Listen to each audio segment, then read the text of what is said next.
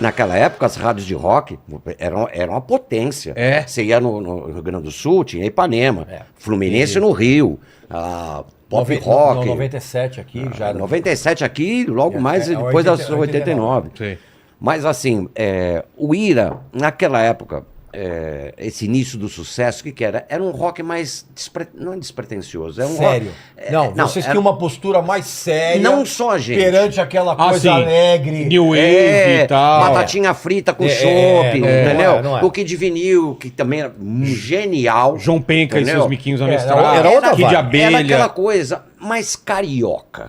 Porque exatamente. o carioca é isso daqui, é a tiração de sarro, papapá. Tanto que Besterol, né? Tanto que o traje, com essa verve mais bem-humorada, dá mais certo do que antes.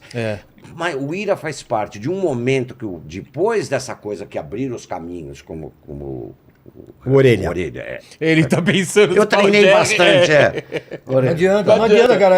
São 229 anos me chamando de orelha, você vai em 5 minutos tem mudar como. E agora. aí eles começaram a prestar atenção em outros discursos. E aí onde entra o Ira Plebe. e as bandas de Brasília. Né? Em São Paulo, eu costumo dizer, Orelha, que o Ira é uma banda mainstream dentro do alternativo e uma banda alternativa dentro do stream. Entendeu? A gente fez esse elo, porque bandas como Voluntários da Pátria, que eu fiz parte, Smack... Que era demais. Voluntários, Smack, Mercenárias, Também eles não era. conseguiram, por mais que até que algumas, a Mercenários acho que gravou pela EMI, se não me engano. Não, mas nunca saíram do underground, Nunca infelizmente, saíram. cara. O Muzak também tentou. O Muzak quase saiu, porque o Muzak gravou Violeta um de EP. Outono vem depois? Vem depois.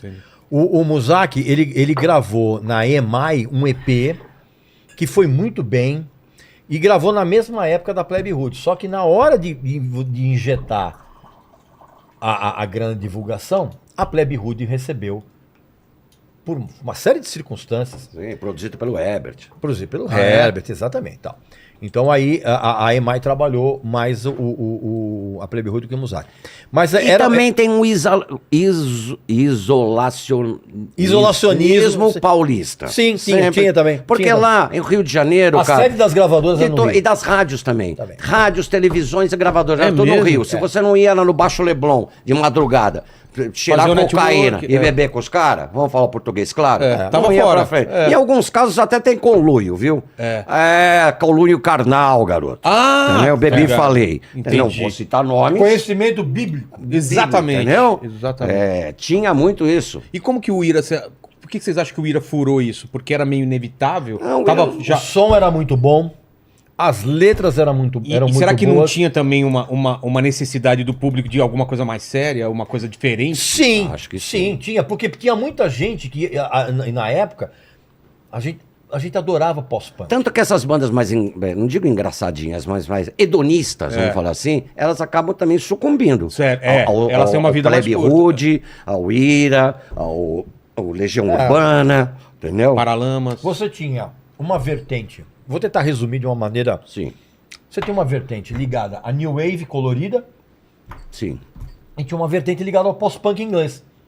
O Ira, a Plebe Hood, essas bandas que tinham um discurso mais... O próprio Capital Inicial na época. Na época. No aborto. O Capital ficou transitando Legião também. Elas tinham um discurso, não vou dizer mais sério, mas tinham um discurso mais contundente. Mais profundo. Menos também. ensolarado. Exatamente. Porque eu era moleque Eu até, nessa pera época. só um pouquinho. Tá, sem- tá. sem tu Espera um pouco aí. Calma. Eu comparo... Paquito, Que susto! Acorda, Paquito. Ó, vou jogar essa pro crítico musical pra ver se ele me chancela O nisso. Paquito tá a cara do discípulo do Charles Manson. Olha, Que os cabelos medo, do lado, que é. medo. E calvo, Eu vou jogar pra chancela do crítico. Pois não. Eu acho que o rock de São Paulo está pro rock do Rio, ou pro cenário do Rio, como o rock de Nova York estava pro rock de Los Angeles. Concordo plenamente. É mesmo? É raro o Nazi falar alguma coisa que presta. Vamos aproveitar esse raríssimo momento em que o Nazi foi feliz numa observação dele. Desculpa, não vou perder essa piada. O rock de Los Angeles É mais isso mesmo. engraçadinho, mais hedonista. Mais hedonista, mais mais ensolarado. ensolarado. O sol muda. faz, O sol faz diferença, a praia fez toda a diferença Claro que sim. nessa geração do rock Tá aqui o brasileiro gelo. dos anos 80. Tá pedindo Entendi. gelo aqui. E aí, o primeiro disco, então, que emplaca é o segundo? Não, o primeiro Primeiro uma- O primeiro, mudança de comportamento. que tem o núcleo base. Não, o primeiro que tem envelheço na cidade. Não, o segundo. O segundo tem. Envelheço na cidade, dias de luta, Ah, é flores em verdade. você. Nossa! Pobre Paulista. Cara, ao emplacou- vivo, né? Gritos da multidão. É, que a Grito gente não da queria multidão. gravar, você sabia? Hã? Por quê? Porque, cara, a gente já tava meio... Gritos da multidão é da época do subúrbio. Na época Mas do- qual- Não, acho que o tema, acho que a música não é não, hein? Pobre Paulista... Pobre Paulista era. Gritos na multidão, Gritos da não. multidão. não. Meu. Talvez a parte instrumental. Bom, É, a enfim. parte instrumental. Mas é. como que foi pra fazer o segundo disco? Vocês Não, tinham peraí, feito... primeiro eu tenho que Você tá responder falando essa do primeiro? primeira pergunta. Ah, tá. Então agora esqueci o que você perguntou. Como que vocês chegaram a gravar Nossos o disco? comerciais até.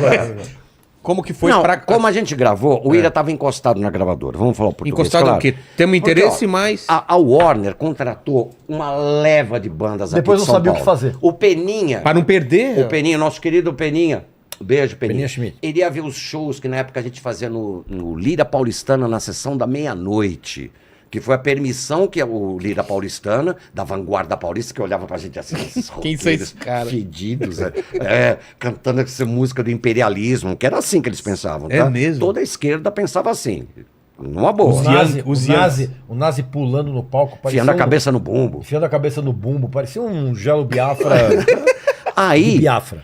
o Ira lançou aquele Gritos de Multidão, Pobre Paulista, compacto. Não, eles contrataram Azul 29, grande banda. Agentes, grande Tecnopop. banda. Ultraje, Titãs, tudo a Warner. Ah, tá. Ira, sobrou alguém? Kid de Abelha, né? Todos lançaram compactos, né? O O Pobre... compacto era pra experimentar o mercado? era um... É? Exatamente. Era um teste de mercado. Como era antigamente, nos anos 60, inclusive, era Também? assim, né? É o que hoje chamam de single no streaming, né? entendi. Sempre foi. E aí o que aconteceu? O Ira ficou fora daquilo. Pobre Paulista tocou muito, mas tocava o quê? Nas rádios de rock. Ela não entrou num chamado crossover, numa coisa mais popular.